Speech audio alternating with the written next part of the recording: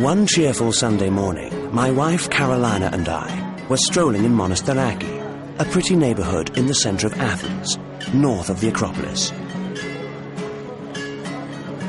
I adore antique objects, old furniture, old gramophones, old books. All kinds of old things exert a strange attraction for me and have a unique collector's value. Some folk musicians lent a special charm to the authentic ambience of the picturesque flea market square.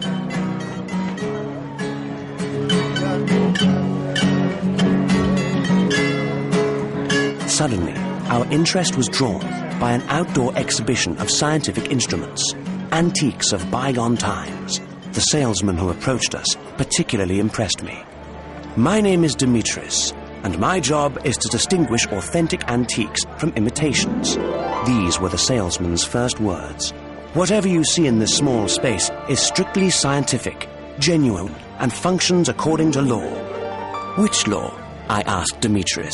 The law that makes musical harmony come out of this gramophone. The law that governs the sky, which places stars in their orbit, and we, with that telescope, are able to observe them.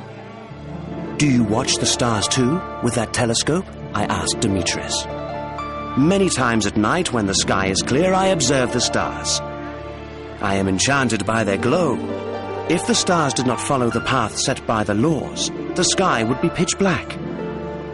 But stars do follow the laws. This is why they exist, and move and adorn the sky. And how do the stars know what the laws are? I asked.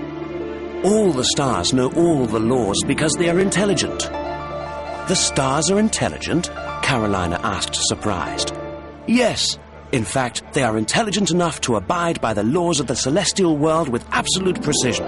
Do humans know these laws? Ignorance of the law is prohibited. We are all obliged to know the law so that we may know why we exist. Do you read many books, Dimitris? Carolina asked him. Yes, I read constantly. I am fond of books about oceans, animals, nature, and especially about the universe and the galaxies. This maxim, expressed by this colorful salesman of scientific instruments, ignorance of the law is prohibited, was imprinted in my mind. In other words, am I obliged to be aware of all the laws of the state, I wondered, as I strolled with Carolina in the bustling square of flea market salesmen. But the laws are many, very many, and new ones are always being passed. Even if from morning to night I read legislation, an entire lifetime is not enough for me to learn. But his is a utopia, I thought. Because the moment that I learn a law, some legislator is drafting a new one, which perhaps will revoke the previous one. Walking absent-mindedly on the road with Carolina, my mind trained on the law and the legislator, a new question came to me. I wonder, in the beginning of the world, what came first, event or law? Events or laws? I thought of A Brief History of Time, written by the intellectual Stephen Hawking. I am certainly not a scientist or an intellectual. However, I have always been a hard worker in the quarries of ancient Greek philosophy, and thus I feel entitled to pose questions to myself, to try using my own logic to provide answers, and then to discuss the answers with the experts. What are the laws? You and I believe that the laws are permanent, are standard, are existing before the facts. The fact is the result of the laws. Of course, after that we have, and we admire the pre-Socratic philosophers, we have Heraclitus, who said reality is change. Τα πάντα ρει και ουδέν μένει. Then you have Parmenides, who said that change is an illusion. Permanence is reality. And this is what bothered very much Plato, because both these great philosophers had certain truth, but not the whole truth. If there was a beginning to the world, the legendary Big Bang, at that very moment when the actions of the events began to unravel, that moment when the web of natural creation was being designed, what came first and what followed? do events precede the laws? Or do the laws precede events? It would be unimaginable to have a construct and the fact before the law. Therefore, the laws come first, and they are perfect and autonomous. Certainly, it is the laws that precede. Otherwise, there would be no world.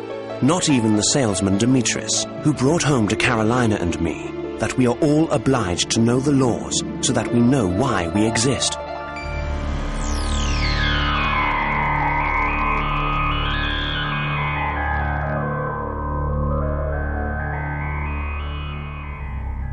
That night, I delved into Stephen Hawking's Brief History of Time for a fresh reading.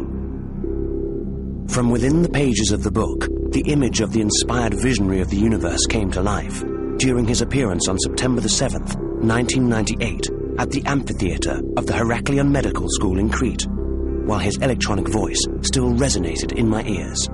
In my opinion, positivism is the unworkable philosophy for a physicist who wants to discover the laws that govern the universe. No one tells what these laws are in advance. Instead, what people have done is construct theories and see how they compare with observations. The positivism mentioned by Professor Hawking is based on proof that results from these very laws.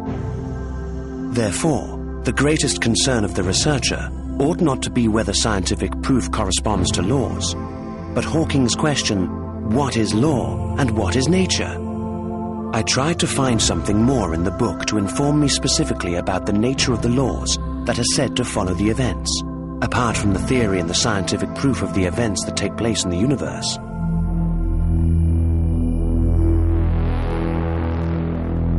I was unable to find any other relevant view. In my youth, I realized, reading through the ancient Greek philosophers, that the first principle of all things is that there is no beginning. Thales of Miletus inaugurated cosmological investigation. He believed that the first principle of all things is water, but water does not constitute the beginning of the world. Anaximander of Miletus believed in the infinite, that which never began, and whose totality is indescribable. Heraclitus believed in fire as the cause of the constant condition of the existence of all things. The Pythagoreans sought the essence of the world in mathematical relations that were always there. Xenophanes identified the beginning of the world with a deity that is itself eternal, without a beginning. Empedocles accepted the four self-sustaining forms of being that pertain to the elements: earth, air, fire, and water. Anaxagoras discovered the mind that regulates all matter forever and ever. Democritus discovered the atom, which contains and is surrounded by infinity. Socrates and Plato believed in the universal soul, which is unborn and immortal. Summarizing the sages of the ancient world, we can confirm that there is no cause of the beginning, but only cause of existence, which is based upon one unique reality: laws. Einstein once asked, how much freedom in choosing laws did God have in the creation of the universe? I wish to venture an answer to this question.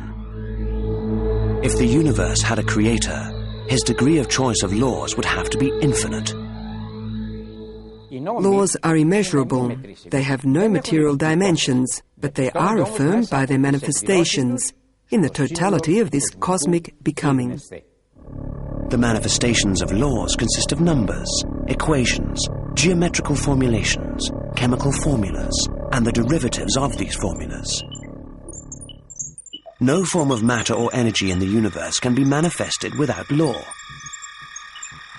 In our era, the combination of quantum mechanics and the theory of relativity offers the possibility to the modern researcher of constantly discovering new laws that connect the macrocosm with the microcosm, thus decoding the relation between matter and spirit. The laws that define the behavior of the material world give us the capability to comprehend the unity of man and the universe. Man may stand upright.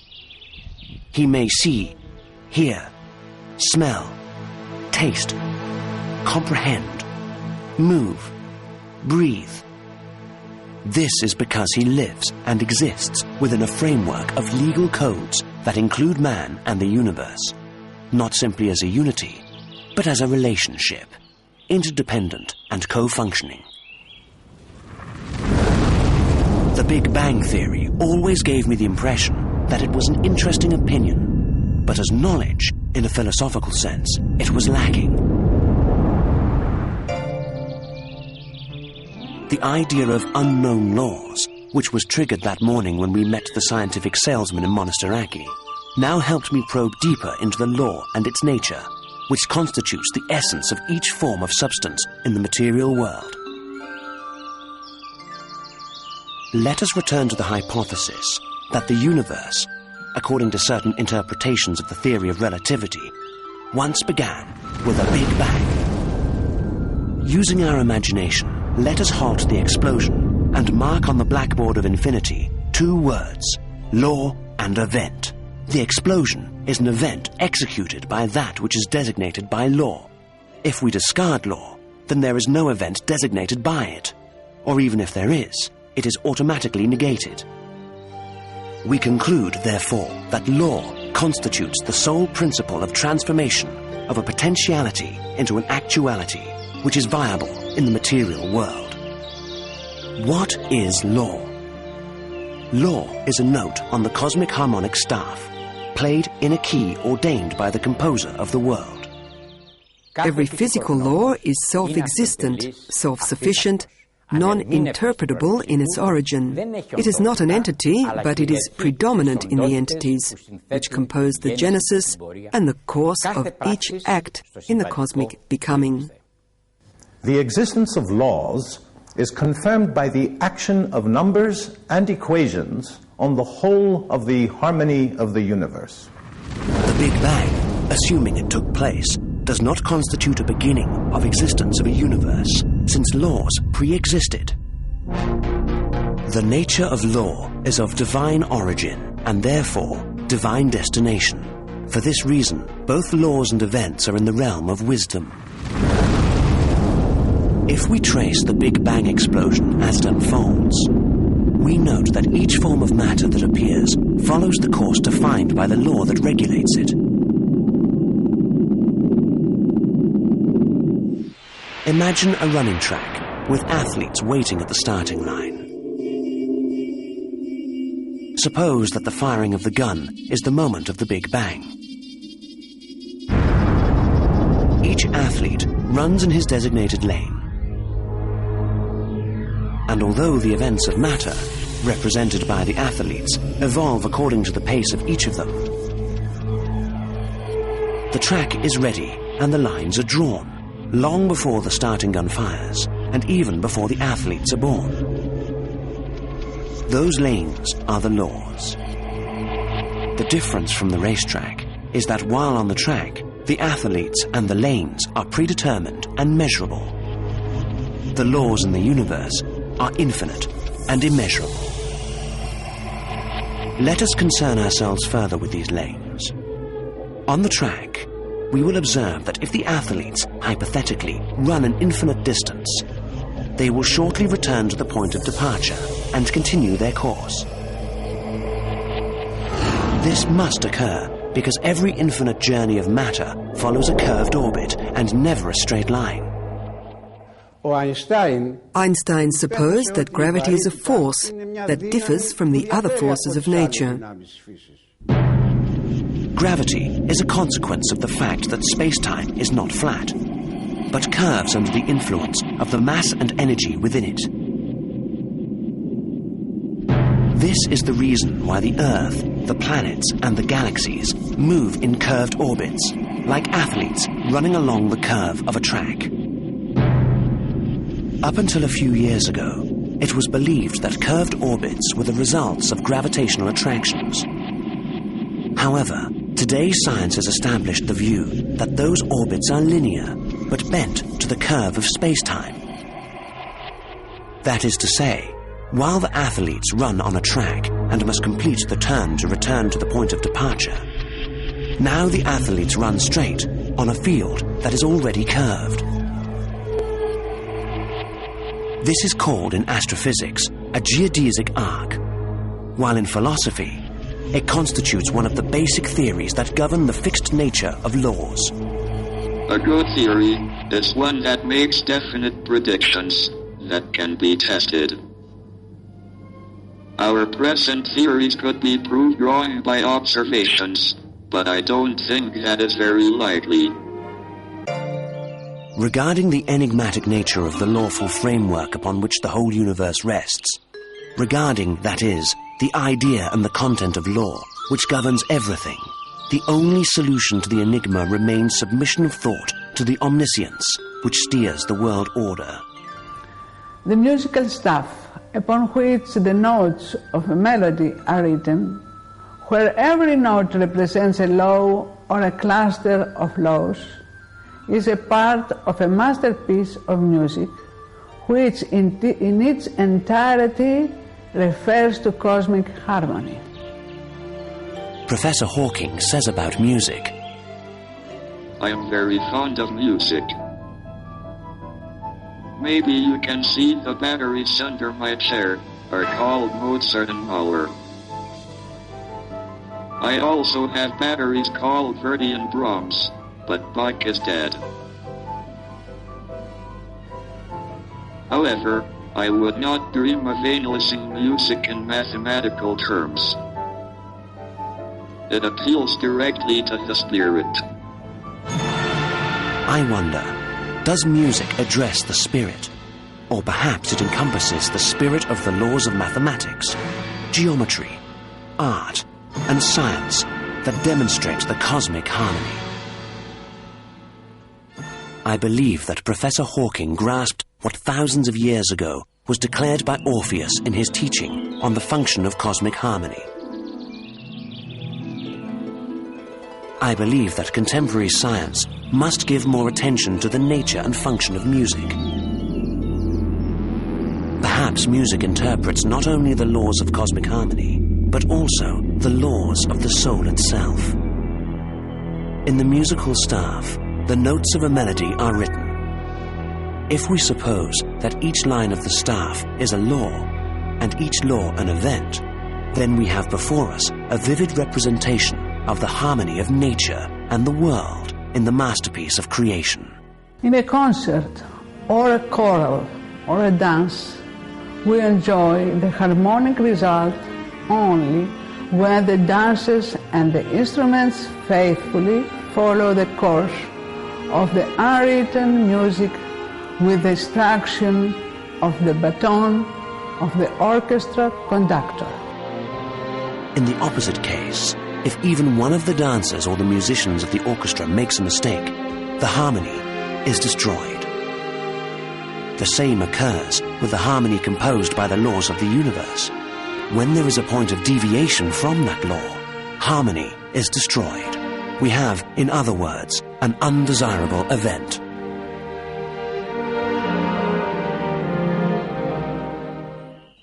At night, in the light of the moon and stars, in the tabernacle of the Muses, Pythagoras taught his students that mathematics and music are the same science, and that harmony depends on specific mathematical relations.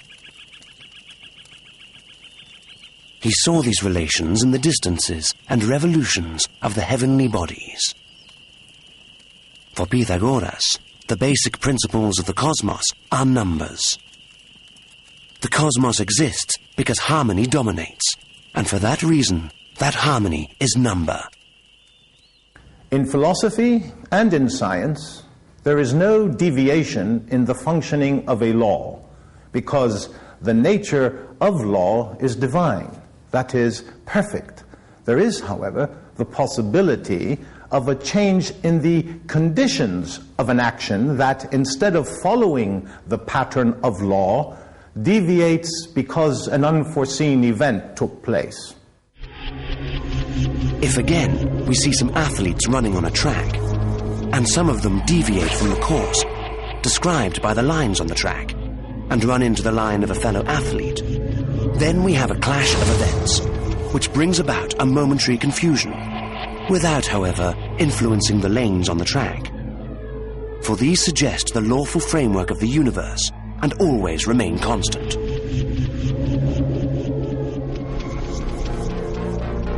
If, in a galactic system, the stars collide, owing to an unforeseen cause, they may disintegrate.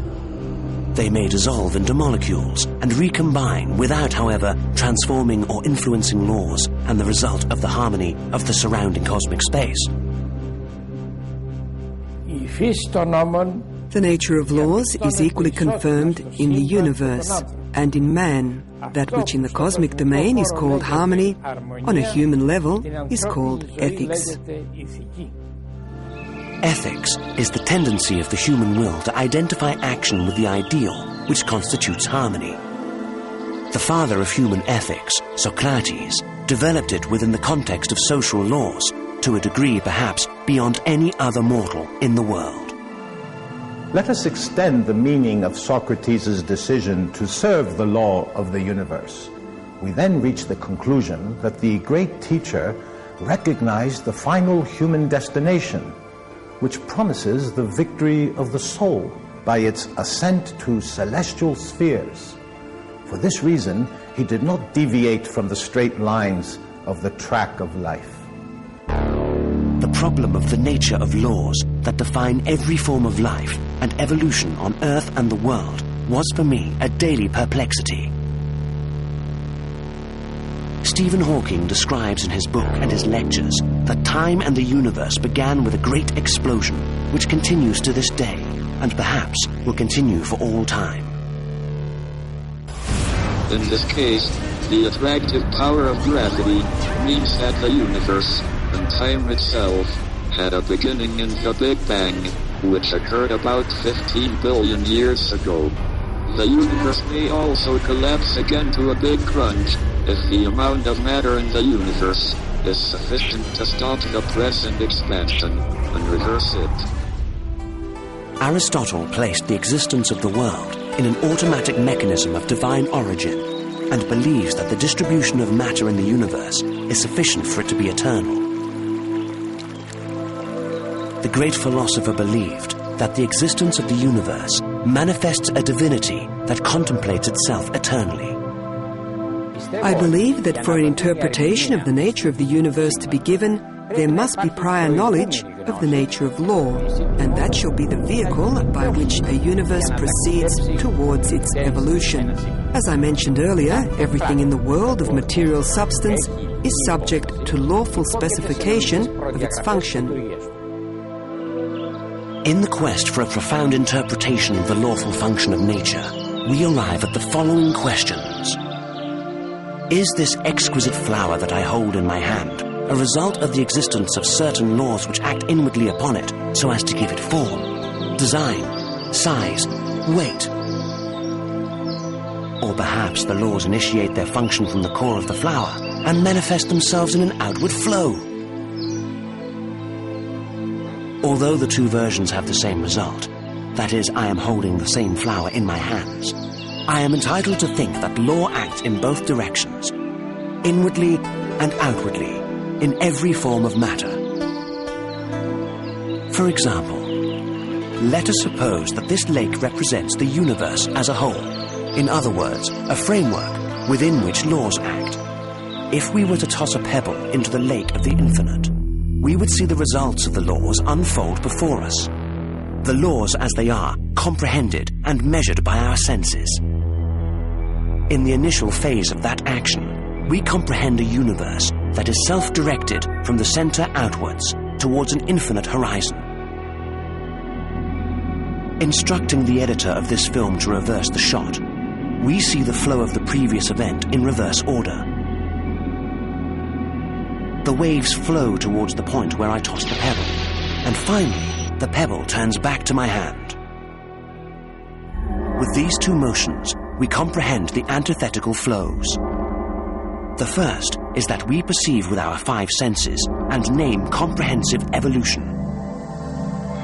The second flow, the opposite of the first, we accomplished with another instruction, which I had given to the technician, so that the viewer may perceive the simultaneous action of the law through a series of activities which pertain to its interior function, with the result that we see a universe returning to its initial condition at the same time as it flows towards its outer manifestation.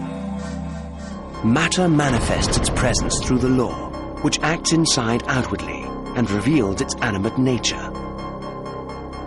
All matter is living, hence it is intelligent. It has a soul. Its soul manifests itself through its automatic motion. At the same time, the law that functions from the outside inwards acts so as to cause matter to recombine, a process which constitutes the universal becoming. Thus, in regard to the totality of all things, matter is living, intelligent, and animate. Whenever science attempts to interpret becoming in a universe it considers inanimate, it will comprehend only the material constitution of all things and never their essence. On the other hand, whenever science assumes an intelligent universe, animate and eternal, then it will arrive at the esoteric interpretation of the laws, which will define both the material constitution and the essence of all things. When for the first time in 1981, the idea of mirror image symmetry in the functioning of laws occurred to me, I committed myself to hard work, writing my first book, entitled The Great Testament. The ideas I had at that time concerning the nature of laws and the constitution of the universe have not changed at all. I summarized all my ideas in the following personal theorem of mine. All values of mass and energy in the universe, including all the manifestations of the laws which govern them, have their counterpart in a potential unification which is called eternity.